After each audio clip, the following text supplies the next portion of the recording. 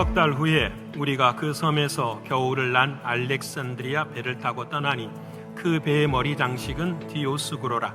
수라구사에 대고 사흘을 있다가 거기서 둘러가서 레기온에 이르러 하루를 지낸 후 남풍이 일어나므로 이튿날 보디울에 이르러 거기서 형제들을 만나 그들의 청함을 받아 일일을 함께 머무느니라. 그래서 우리는 이와 같이 로마로 가니라. 그곳 형제들이 우리 소식을 듣고 앞비오 광장과 트레이스 타베르네까지 맞으러 오니 바울이 그들을 보고 하나님께 감사하고 담대한 마음을 얻으니라. 아멘. 오늘 허락하신 주님의 말씀을 중심으로 해서 그래서 이와 같이 우리는 로마에 왔노라 라는 제목으로 주님 말씀 나누고자 합니다. 우리 말씀 나누기 전에 먼저 우리 신앙 고백했으면 좋겠습니다. 방금 우리 찬양의 가사처럼 오늘 이 시간에도 주님이 우리 곁에서 기도하시는 줄을 믿으십니까? 주님이 기도하시는 한, 내가 그것을 의식하는 한 우리가 주님의 기도대로 이루어가는 것을 믿으시지요? 그러기에 사랑하는 여러분, 가슴에 손 한번 얹고 한번 합시다. 예수님은 나의 왕이십니다. 예수님은 나의 왕이십니다. 예수님은 내 안에서 말씀하시는 주님이십니다. 예수님은 내 안에서 말씀하시는 주님이십니다. 마지막으로 예수님은 나의 구원자이십니다. 예수님은 나의 구원자이십니다. 믿으십니까? 입으로만 우리가 주여 주여 하는 것이 아니라 진짜 믿으면 아까도 말씀드린 것처럼 주님이 왕이신데 우리의 삶에 코로나가 왕이 되지 않는 것을 분명히 믿습니다. 그러기에 주님 왕 되신 주님만 믿고 한 걸음만 걸어가기를 소원합니다. 대강절입니다. 세 번째 주일을 우리가 맞이하는데 대강절, 이 말의 의미는 한 가지죠. 주님 오심을 기다리는 거예요. 근데 오해하시면 안 돼요. 우리는 이미 2000년 전에 주님이 오셨습니다. 믿으십니까? 주님이 오셨어요. 그리고 난 다음에 그 주님은 지금 우리 마음에 와 계셔요. 믿으시죠? 그 마음에 와 계신 주님이 마지막 날 다시 오실 것을 기다리는 걸 믿으십니까? 목소리가 왜 이렇게 안 기다리십니까? 다시 한번 합니다. 주님 오실 날을 기다리시죠? 아멘. 어디서 기다려요? 내 안에 계시는 주님 붙잡고 믿으시길 바랍니다. 내 안에 주님이 안 계시면 아무리 기다려도 만날 수가 없습니다. 사랑하는 여러분, 왜 이것이 중요한가? 하나님께서 말씀하신 대로 모든 것을 이루시는 하나님이신 것을 우리가 믿기 때문에 기다렸더니 430년 기다렸더니 하나님께서 메시아를 이 땅에 보내어 주셨습니다. 이 땅에 사는 동안 기다렸더니 내가 죽고 난 다음에 누구를 만나게 되죠? 주님을 만나게 됩니다. 말씀하시는 대로 이루시는 분이 누구시라? 여호와 하나님이세요. 예레미야 33장 말씀합니다. 이 일을 행하시는 여호와, 그것을 만들어 성취하시는 여호와, 그의 이름을 여호와라 하는 이가 이와 같이 이르신다 말씀합니다. 내가 아는 하나님은 어떤 하나님이시냐? 여호와 하나님이신데 그 여호와 하나님의 뜻이 무엇이냐? 말씀하시고 이루시는 하나님이시라는 거예요. 그렇기 때문에 반드시 하나님의 말씀대로 이루어지는 걸 믿으십니까? 아멘. 그래서 오늘 사도 바울이 드디어 하나님의 말씀대로 이루어지는 고백이 오늘 본문에 있어요. 오늘 본문의 짧은 5절이지만 이 본문이 주는 놀라운 메시지들이 우리의 가슴을 정말 흥분하게 합니다. 저도 마찬가지일 거예요. 오늘 하나님은 누가를 통해서 바울의 그 마지막 여정의 끝을 이렇게 마무리하고 있어요. 그래서 이와 같이 우리는 로마에 왔노라. 우리 성경은 그래서 우리는 이와 같이라고 하지만 저는 영어 성경으로 좀 번역하고 싶어요. And so we came to Rome. 그리고 so 이와 같이 이렇게 우리는 로마에 뭐 했습니다? 도착했습니다 라는 말이에요. 사랑하는 여러분, 저는 로마에 도착한 건 알겠어요. 내가 주님 앞에 먼 날 기다리던 아버지의 집에 도착하는 건 알겠어요. 근데 이 말씀 속에 진짜 중요한 것은 도착은 당연히 하게 하시는데 나의 고백이 무엇이냐? And so, 그리고 이와 같이 내가 아버지 집에 도착했어요. 아버지를 만났어요. 아버지 앞에 이렇게 고백할 것 같아요. 그리고 이와 같이 저는 집에 도착했습니다. 그리고 이와 같이 저는 아버지를 만납니다. 여러분, 그 이와 같이라 이 so라고 하는 이 부사 한 단어가 여러분 생각해 보면 사도 바울의 인생의 모든 것을 말해주는 거죠. 여러분, 이와 같이 로마에 도착했습니다. 내가 31살이 되어서 다메섹에서 주님을 만났습니다. 그리고 주님께서 나를 이방인의 택한 나의 것으로 세우시고 무려 30년을 나를 인도하셨습니다. 그래서 내 나이 60에 이제 드디어 로마에 도착했습니다. 어느 날이었지요? 에베소에서 막 고난당하고 있을 때 주님께서 밤에 찾아와 주셔서 두려워하지 말라, 내가 너와 함께 있다, 너가 로마도 보아야 할 것이다 라는 그 말씀 받들고 10년을 내가 붙들고 살았는데 10년 끝에 드디어 이곳에 도착하게 됐습니다. 여러분, 바울의 30년의 인생의 모든 삶의 고백이 딱 이 단어에 하나로 들어있어요. 이와 같이. 여러분, 오늘 저와 여러분도 하나님이 내게는 이와 같이 인생을 이끌어 주시는 하나님인 줄을 믿어요. 근데 그 하나님이 나에게는 어떤 하나님이실까라는 거예요. 이와 같이 하나님은 나를 이끌어 주시는데 그 하나님은 나에게 어떤 하나님이신가라는 거예요. 제가 최근에 한국에 하나를 보게 됐었어요. 아니, 대통령이 청와대 앞에까지 나와가지고 한 차가 서였더니 한 사람이 나오는데 그 사람을 두고 45도로 인사를 하는 거예요. 와우, 대통령이 이 정도까지 인사를 할 사람이 누굴까? 아주 노인이세요. 잘 걷지도 못하는 이분. 이분이 궁금했어요. 그랬더니 이분이 어떤 사람이냐면은 그림 한 점을 나라 국립중앙박물관에 기증한 사람이에요. 그 그림의 가치는 우리나라 그 사람이 그린 그림이지만 가치를 매길 수가 없는데, 매긴다면 어느 정도나 되냐면 1,000억 원 정도의 가치를 갖고 있대요. 여러분, 1,000억짜리 그림이 나에게 있는데 이걸 1불도 받지 않고 나라에 어떻게 해요? 기증해요. 대단한 사람이잖아요. 근데 그 그림이 무엇일까 궁금했더니 사진 보여주시면 바로 이런 그림이에요. 여러분 아시는 세한도. 여러분, 세한도라는 말, 세자는 세월할 때 세자예요. 시간. 한자는 추울 한자예요. 추운 겨울에 그린 그림이라, 이런 말이에요. 이 추사 김정이라는 이분이 제주도에 9년간 유배를 하게 됐었어요. 근데 그 유배하는 그때에 어느 한 가지의 일 때문에 그림을 그리게 된 것이 바로 저 세한도예요. 제가 저 그림에 대한 설명은 조금 이따 하고요. 왜 세한도가 그렇게 이와 같이라고 하는 과정을 설명할 수 있느냐? 추사 김정희가 저 그림을 그려서 자기의 제자 이상적에게 보내요. 이상적이가 그 그림을 받고 중국 사람들에게 발문을 받아요. 감상평을. 그 다음 사진을 보시면 저 그림은 1m밖에 안 되는데 그 당대의 두보를 비롯한 모든 문인들이 저기에 발문을, 감상문을 쓰는 것이 14m예요. 그 정도로 유명한 작품이고 존중받아야 될 그 작품이에요. 근데 저 작품을 일제의 민영역의 친일파를 통해서 어디로 넘어가게 됐냐면 일본에 넘어가게 됐어요. 일본에서 추사를 연구하는 그 지카시라는 한 사람이 저 그림을 가져갔어요.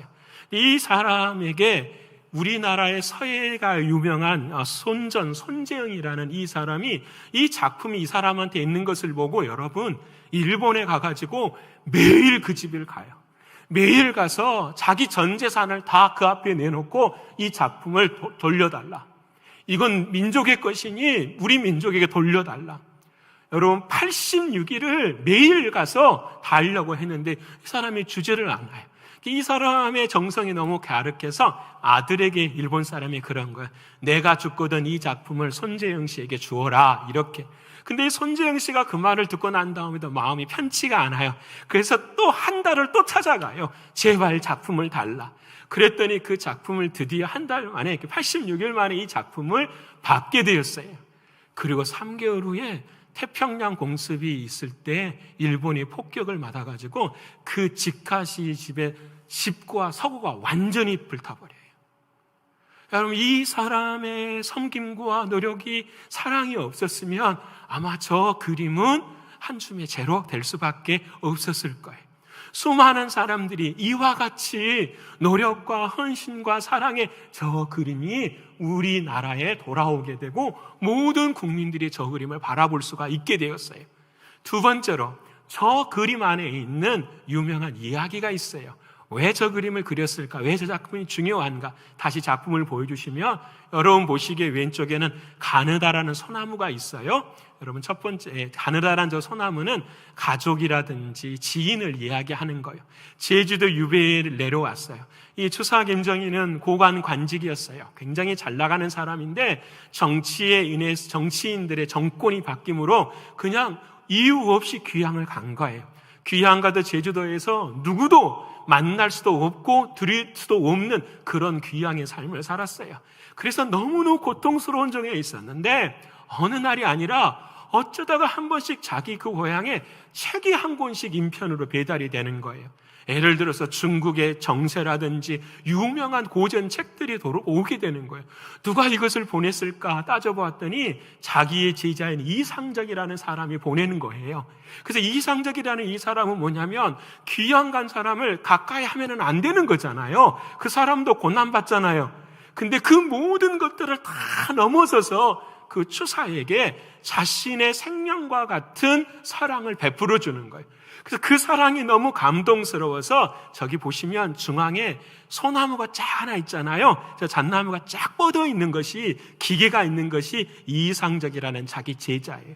그 옆에가 노송으로 있는 거 있잖아요. 저것이 이제 추사를 가리키는 거예요. 저 노송은 위로 한 가지가 쭉 뻗어 있는 것이 자신의 기계를 가리키고 오른쪽으로 가지를 넓게 펴서 온화하게 보는 것은 자신의 세월 속에서 녹아지는 인생에 대한 모습을 표현하는 거예요. 그렇기 때문에 저 그림의 특징은 뭐냐면은 바로 이런 거예요. 그 세한도의 세한이라는 말이 논어에 나오는데 그 논어에 이런 이유의 의미의 논어가 있어요. 겨울이 되어야 소나무와 잣나무를 알 수가 있다. 뭔 말인지 아시죠? 봄, 여름, 가을에는 화려한 나무들이 다 많아요. 그래서 다 뽐내지만 진짜 추운 겨울이 될 때야 진짜 보이는 나무가 무엇이라? 소나무와 같은 푸른 나무인 것을. 세상이 다 좋을 때는 옆에 있지만 세상이 힘들고 어려울 때는 다 떠나고 남아있는 그 사람만이 누구다? 진짜 사람, 진짜 친구인 걸 보게 되는 거예요. 저는 이것을 바라보면서 그렇구나. 사랑하는 주님과 우리와의 관계가 지금 그런 것이 아닌가. 세상이 코로나로 연단의 때에 다 힘들고 어려운데 마치 주님 이상적과 추사 김정희의 관계처럼 나와 하나님의 관계는 어떠해야 될까? 이것을 고백해요. 마치 추사가 저 그림에 정말 중요한 것은 또 한 가지는 저는 잘 모르지만 연구를 하니까 나오더라고요. 저 그림을 그릴 때 가느다랗고 옅고 이런 것을 붓을 여러 가지를 사용한 게 아니에요. 한 가지 붓만을 사용해가지고 농담을 표현하는 거예요. 이게 얼마나 어려운 기술이 이걸 초묵법이라고 이야기를 하더라고요. 똑같이 먹을 갈아서 물기를 다 없애버리고 붓에다가 가서 칠하는데 어쩔 때는 힘을 주고 어쩔 때는 힘을 없어서 칠하는 겁니다.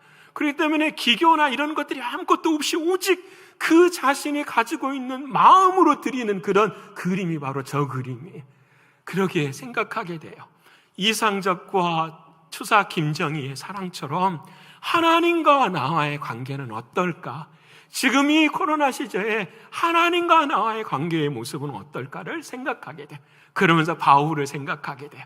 바울의 모습 가운데도 30년 동안 이제 다음 주, 그 다음 주 사도행전이 3년 만에 끝나는데 30년 동안 이와 같이 해서 로마에 도착하게 되는데 이와 같은 세월 동안에 하나님은 나에게 어떤 하나님이신가라는 거예요. 어떤 하나님이신가? 저는 오늘 제가 본문에서 누리는 하나님 세 부분을 말씀하면서 저와 여러분에게 은혜를 나누고자 합니다. 첫 번째는 나의 하나님은 여호와 삼마의 하나님이십니다. 자, 우리 가슴에 손 얹고 한번 할까요?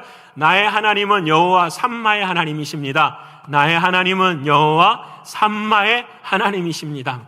뭐 대마도 아니고 삼마가 도대체 무슨 말인가 생각할 수가 있겠는데요. 여러분, 하나님의 이름은 하나뿐이에요. 여호와. 그것뿐이에요.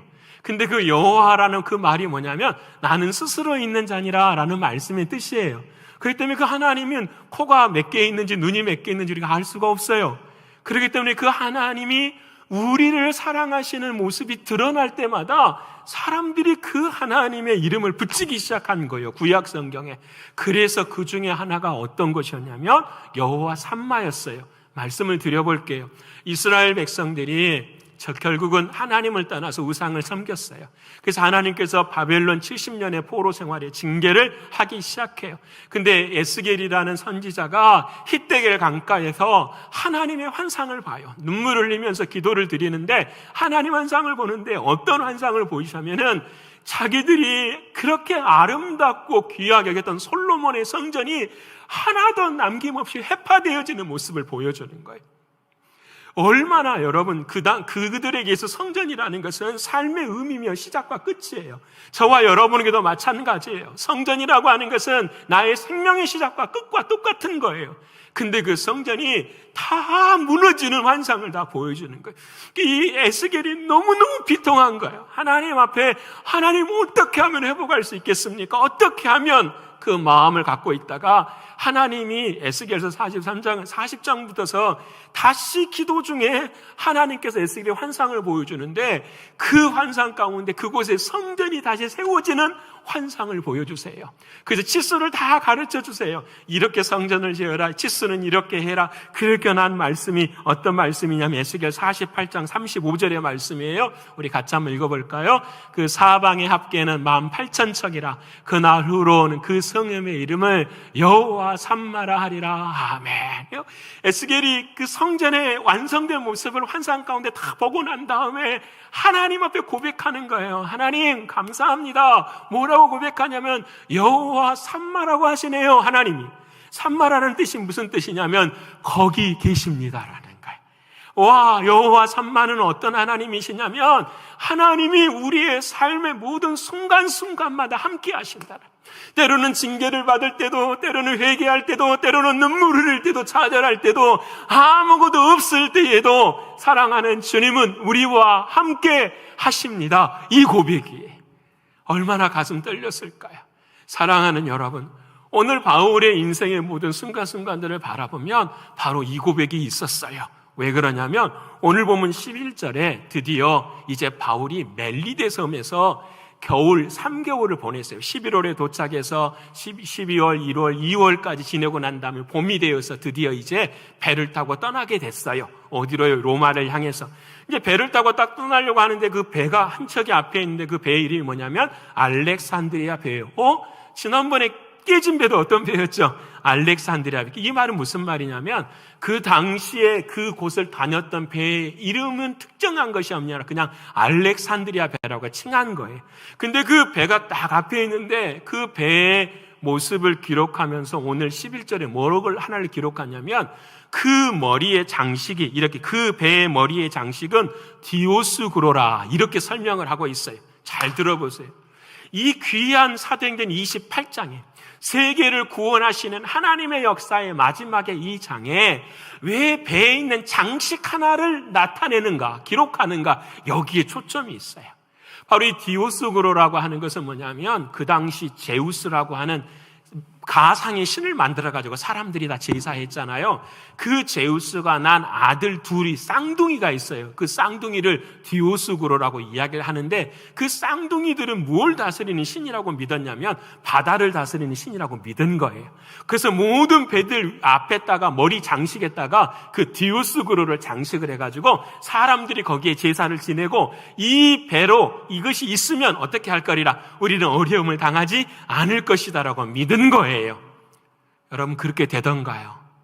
우리가 지난주에 함께 나눈 것처럼 유라굴로 광풍 앞에서 배가 어떻게 해요? 다 깨지고 다 무너져 버려요. 아무것도 남은 것이 없어요. 쓸데없는 거예요. 그러기에 오늘 성경 말씀에 저는 이 말씀이 가슴을 치더라고요. 뭐냐? 장식이라고 표현을 하는 거예요. 하나님은 누가를 통해서 말씀을 기록하실 때 그걸 뭐라고 표현한다고요? 장식이라고 표현을 하는 거예요. 사랑하는 여러분 적용해 봅시다. 오늘 저와 여러분도 유라굴로의 광풍에 인생의 배를 타고 가고 있어요. 앞으로 어떤 팬데믹이 더 있을지 모르겠어요. 어떤 어려움이 있을지 모르겠어요. 휘청휘청 할 거예요. 그런데 중요한 것은 나의 신앙과 나의 믿음이 혹시 오늘 성경에 기록된 것처럼 장식이 되면 안 된다라는 거예요. 아무런 힘도 없고 능력도 없고 이길 수 있는 어떤 그 파워도 갖지 못하는 장식이 돼서는 절대로 안 된다는 거예요. 여러분, 그쪽으로 그림을 그려보십시다. 드디어 원주민들이 음식이랑 다 줘가지고 276명이 전부 다 어깨에다가 음식을 가지고 그 배에 올라가고 있어요. 그 배로 올라가는데 왼쪽 편에 보니까 장식에 디오스고로라는 게 있어요. 근데 바울과 276명은 그 장식을 보면서 웃었을까요? 안 웃었을까요? 웃었죠. 이미 알거든요. 그것은 장식이었느라. 우리를 유라굴로 광풍에서 견딜 수 있고 지켜주시고 생명을 보존할 수 있었던 것은 그 디오크로스 장식이 아니라 무엇이었다? 하나님의 말씀이었다라는 거예요. 바울을 통해 주시는 하나님의 그 말씀이 우리에게는 뭐가 되었다? 믿음이 되었다라고 선포하고 있는 거예요. 그래서 오늘 그 말씀, 사랑하는 그들은 배에 타서도 풍랑이 일었을 거예요. 힘들었을 거예요. 근데 흔들리지 않았어요. 왜 그랬을까요? 그곳에도 누가 계시기 때문에, 하나님이 함께 하시기 때문에. 믿으십니까? 여러분이 하나님이 함께 하시는 것은 추상적인 것이 아니라 그 뱃속에서 하나님의 말씀을 붙들고 있을 때 하나님은 그곳에 함께 하심을 우리에게 보여주시는 걸 믿으십니까? 예배당에서 예배드립니다. 집에 가서 아무것도 기억 남는 것은 장식이에요. 우리의 연대믹의 팬데믹 속에서의 신앙에 남아있지 못하는 것들은 다 장식이에요. 하지만 오늘 하나님의 말씀을 듣고 그 말씀이 내 마음 가운데 중심이 돼서 그 말씀이 내 안에 살아있는 그곳이 여호와 삼마의 하나님이세요. 하나님이 나와 함께 하시는 거예요. 그렇게 사랑하는 여러분, 오늘 저와 여러분의 신앙은 장식이 돼서는 안 돼. 금요 기도회를 하고 있어요. 44가정, 45가정, 거의 한 50명 정도가 함께 참여하면서 줌으로 함께 하는데요. 한 40분 기도하려고 하면은 되게 힘들어요. 우리가 여기서도 한 40분, 저는 다른 거 못 하잖아요. 찬양도 못 하고 오직 기도만 하니까 40분 기도하면은 진짜 제 목도 막 너무너무 힘들어요. 근데 기도할 때마다 더 힘든 게 있어요. 그게 뭐냐면 분위기가 안 살아나요. 막 좀 분위기가 막 살고 막 그러면 막 힘도 나고 그럴 건데, 그런 마음이 있을 때가 있어요. 환경에 붙잡힐 때도 있고 분위기에 붙잡힐 때도 있어요. 근데 주님 앞에 금요 기도를 시작할 때마다 제가 기도하는 기도가 있어요. 사랑하는 사람아, 너가 기도를 하는데 무엇에 중심을 두느냐라는 거예요. 너가 믿음으로 기도하는데 그 믿음은 도대체 무엇이냐? 상황이나 환경이나 그런 것들에 보아주고 느껴지는 그 상황에서 너는 기도를 하느냐? 아니면 진짜 능력이 되시는 예수 그리스도 그분을 붙잡고 기도하느냐라는 거예요. 여러분, 내가 어느 감정을 갖든지 어느 상황을 갖든지 나에게 능력은 내가 아니라 누구세요? 예수 그리스도세요. 그래서 금요 기도에 시작할 때마다 늘 제 마음 가운데 고백하는 하나님의 말씀이 있어요. 그 말씀이 바로 마태복음 18장 20절의 말씀이에요. 우리 같이 한번 하십시다. 시작. 두세 사람이 내 이름으로 모인 곳에는 나도 그들 중에 있느니라. 아멘. 믿으십니까? 여러분, 오늘 지금 우리가 기도하는데 2명만 있어도 그 가운데 두세 사람이 중요한 것이 아니라 그곳의 주인은 누구시다라는 거죠. 주님이시다라는 거예요. 자, 적용합시다. 시험 받고 계신 분 계십니까? 연단 때문에 힘들어 하시는 분 계십니까? 여러분, 사람이 시험 주는 거 아니에요. 환경이 시험 주는 거 아니에요. 누가 시험 받고 있는 거예요? 내가 시험 받고 있는 거예요. 왜요? 환경이나 상황이 시험을 주는 것이 아니라 내 마음이 주님을 주인으로 모시지 못하기 때문에. 사단은 우리의 삶의 자리에서 언제나 가라지를 뿌려요. 좋은 알곡만 남지 않게 해요. 가라지를 다 뿌려서 우리를 그냥 힘들게 해요. 근데 그 가라지를 이길 수 있는 유일한 길은 하나뿐이에요. 상황이나 환경을 따라가면 다 져요. 위험하지요, 두렵지요, 무섭지요. 근데 우리는 위험하고 두렵고 무서운 것을 바라보는 것이 아니라 내 인생의 주인 되시는 하나님의 말씀, 이 말씀이 주인 될 때 우리는 아멘 하면서 찬양하면서 승리하게 될 줄을 믿습니다. 그 말씀이 뭐예요? 여호와 삼마, 하나님이 지금 나와 함께 하시네. 여러분, 그 사랑하는 사람들 276명이 하나는 그 장면이 너무너무 멋있지 않아요?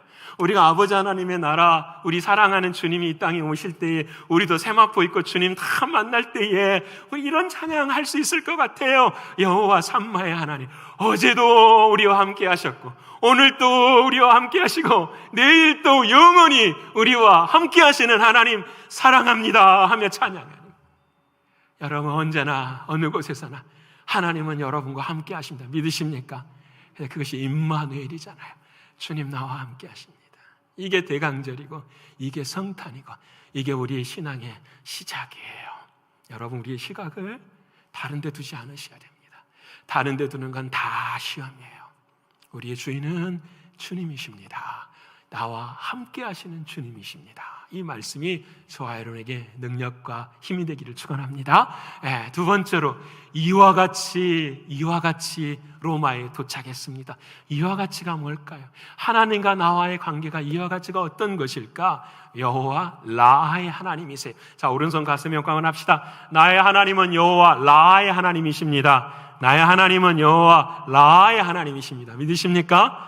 아니, 도대체 이렇게 어려워요? 여호와 라하는 뭐고? 근데 우리말로 번역하면 너무 쉬워요. 시편 23편 1절에 여호와는 나의 목자이시니, 그 여호와의 나의 목자가 여호와 라하의 말씀이세요. 여러분, 원래 시편 21절 여호와 로이라는 말이지만 그 로이라는 말은 라하에서 나온 말이에요. 라하라는 말은 무슨 말이냐면 인도하고 풀뜯겨서 먹여주고 소화시켜주고 이끌어 가시는 뭘 의미하는 거죠? 목자를 의미하는 거예요. 자, 신앙이란 보십시다. 하나님과 함께 해요. 근데 그 하나님이 나를 지금도 목자가 돼서 어떻게 해야 돼요? 인도해 가셔야 돼요. 믿으십니까? 여러분, 예배를 드렸어요. 이건 함께 하는 거예요. 근데 함께 하신 주님의 은혜가 이번 한 주간에도 나의 심령을 어떻게 해야 될까요? 이끌어 가야 돼요. 믿으시지요? 여러분, 오늘 본문의 말씀에 마지막 바울의 그 행로가 기록이 되어 있어요.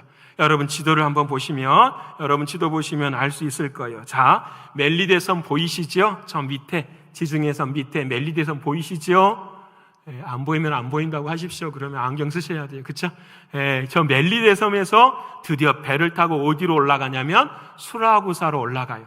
이게 영어로 말하면 여러분이 시라큐스 있잖아요. 그 단어하고 똑같아요. 수라구사로 올라가는데 여기까지가 160km가 떨어진 곳이에요. 멜리더에서 수라구사까지. 수라구사에서 잠깐 머물렀다가 레기온까지 도착을 해요. 그 레기온에서 또 배를 타고 보디올에 도착을 하는데 보디올이 나폴리예요. 여기까지는 320km예요. 여기까지 배를 타고 보디올까지 도착을 했어요. 오늘 성경 본문의 말씀에 보디올에서 배에서 다 내렸어요. 그리고 난 다음에 그 위에는 로마까지 220km인데 거기를 이제 도보로 마지막까지 걸어가게 돼요. 그래서 오늘 본문의 말씀은 바로 저기 로마에 도착하는 데까지 이야기를 하세요. 자, 저를 보십시다. 왜 하나님은 사도 바울의 일정을 우리처럼 마치 여행하는 것처럼 한 가지 한 가지 기록하고 계실까라는 거예요. 여러분, 이 모든 길마다 바울이 먼저 갔어요? 주님이 먼저 가셨어요? 따라서 말합시다. 주님이 먼저 가십니다. 주님이 먼저. 내가 먼저 가면 우리는 다 길을 잃어 죽어요. 하지만 목자 되신 주님이 먼저 가시면 그 목자 길 따라가는 우리는 사는 줄로 믿습니다. 여러분, 바울의 28장까지 인생을 바라보면 한 번도 바울이 먼저 간 적이 없어요. 기도하고 이끄시고 인도하시는 대로 목자 되신 주님의 길을 어떻게 해요? 따라 걸어가요. 사랑하는 여러분, 바울의 인생이 31살 정도에 예수님을 만나고 나면 62에 바울이 이제 죽거든요. 순교를 당하는데 그때까지 학자들이 바울이 이동한 거리를 계산하니까 대략 어느 정도가 되냐면 13,300km가 정도가 돼요. 13,300km가 감이 안 오시지요? 뉴욕에서 LA까지 거리를 계산하면 약 3,200km예요. 그러니까 LA에서 뉴욕까지 왕복으로 몇 번 왔다 갔다 한 거예요? 3번. 비행기 타고 간 게 아니에요.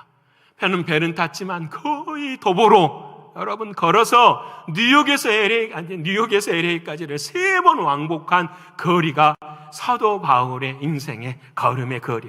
그때마다 누가요? 사랑하는 주님이 목자 되어 주셔서 인도해 주셨어요.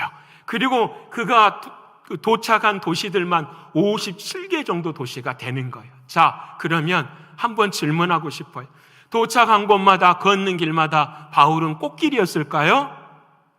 아니잖아요. 어떤 길이었는가? 고린도서 11장 24절로 27절까지의 말씀 우리 같이 한번 읽도록 하겠습니다. 시작. 유대인들에게 40에서 하나 가만매를 5번 맞았으며 3번 태장으로 맞고 1번 돌로 맞고 3번 파선하고 일주야를 깊은 바다에서 지냈으며 여러 번 여행하면서 강의 위험과 강도의 위험과 동족의 위험과 이방인의 위험과 시내의 위험과 광야의 위험과 바다의 위험과 거짓 형제 중의 위험을 당하고 또 수고하며 애쓰고 여러 번 자지 못하고 줄이며 목마르고 여러 번 굶고 춥고 헐벗었노라. 아멘.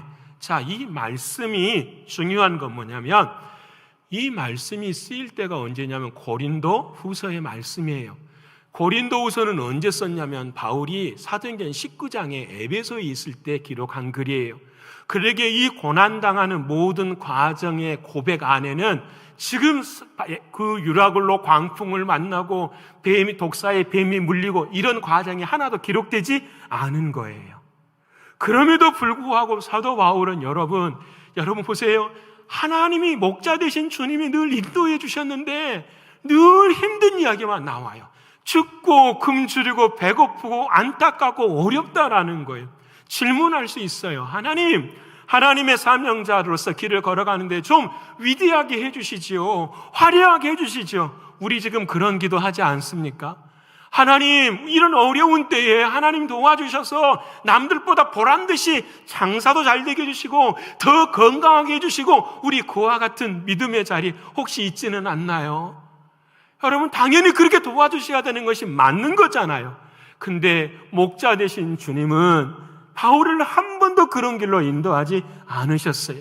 3번 대장에 맞고요, 5번 감한 매를 맞고요, 정말 강의 위험, 동족이 모든 위험에 그 자리에 서게 하신 거예요.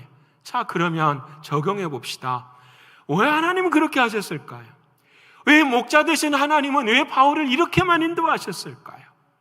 우리는 지금 팬데믹 때문에 이 위험 때문에 우리는 늘 조심하고 우리는 신앙이 위축되어지고 우리의 삶의 모든 모습들은 조금씩 쪼그라드는데 왜 그 속에서 하나님은 우리를 좀 더 힘있게 하지 않게 하시는 것일까요?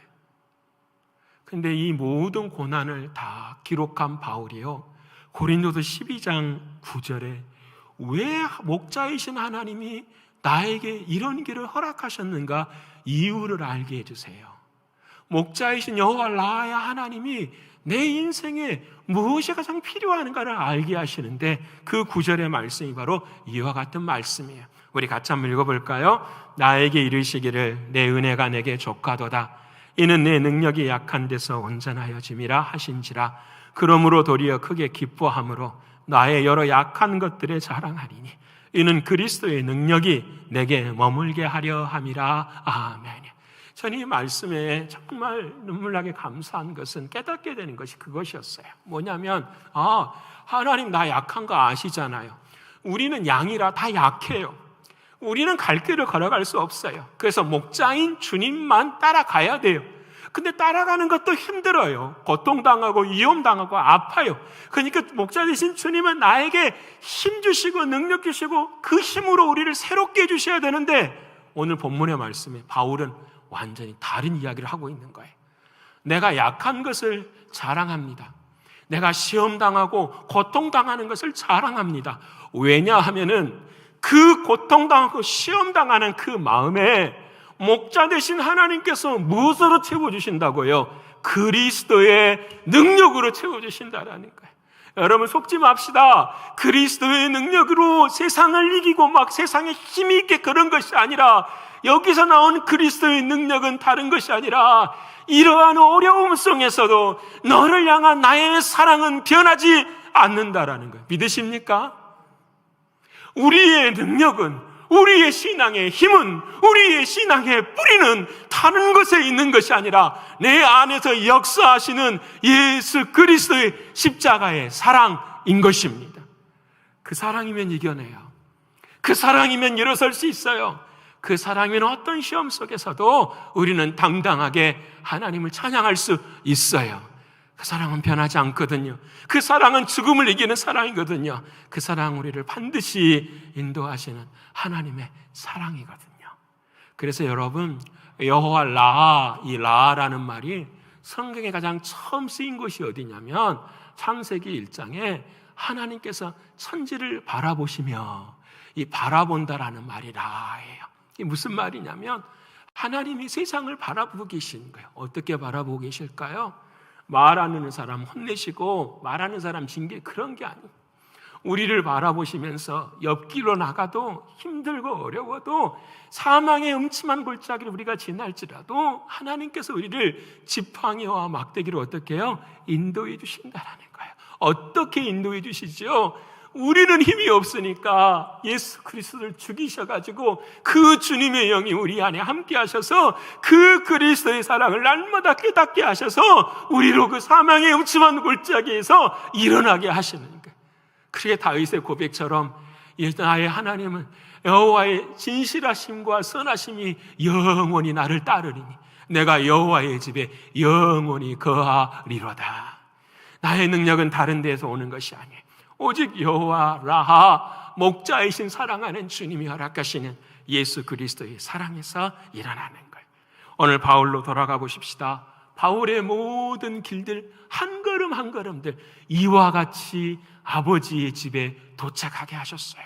목자 되신 주님이 예수 그리스도를 먼저 죽이신 그 사랑으로 우리를 인도해 주셨습니다. 여러분, 그 사랑이 저와 여러분에게 전부인 줄을 믿습니다. 그 사랑이면 승리하는 저와 여러분의 신앙과 믿음이 되시기를 간절히 축원합니다.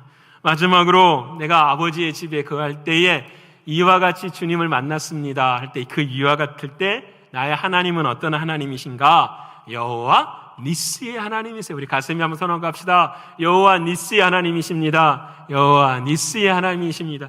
여호와 니스는 어떤 뜻인지 아시죠? 어떤 뜻이죠? 승리의 하나님, 승리의 깃발의 하나님 믿으십니까? 이미 승리 주신 하나님. 오늘 본문의 말씀에 숨겨져 있는 두 가지 승리가 기록이 되어 있어요. 자, 여호와 니시라고 하는 하나님의 말씀은 출애굽기 17장에 기록이 되어 있어요. 어느 날 이스라엘 백성이 아말렉과 싸움을 했어요. 아말렉 족속은 장대하고 굉장히 철무기를 가지고 있을 정도로 부강한 그런 나라였어요. 이스라엘 민족은 정말 농사꾼들이고 아무것도 준비되지 않는 사람들이었어요. 그 싸움에서 누가 전장에서 일본으로 싸우냐면 여호수아가 막 싸우고 있어요. 여호수아가 싸우고 있는데 어쩔 때는 이긴 것 같고요, 어쩔 때는 지는 것 같기도 하고, 왜 그러지? 라고 위에를 바라보았더니 뭐가 있어요? 아론과 훌이 모세의 손을 딱 붙잡고 있는 거예요. 그래도 아론과 훌이 붙들어서 손을 올리면 이기고 내려가면 어떻게 해요? 지는 모습을 바라보게 된, 그때의 출애굽기 17장 그 전쟁에서 이기고 난 다음에 15절과 16절에 이렇게 말씀을 하십니다. 우리 같이 한번 읽어볼까요?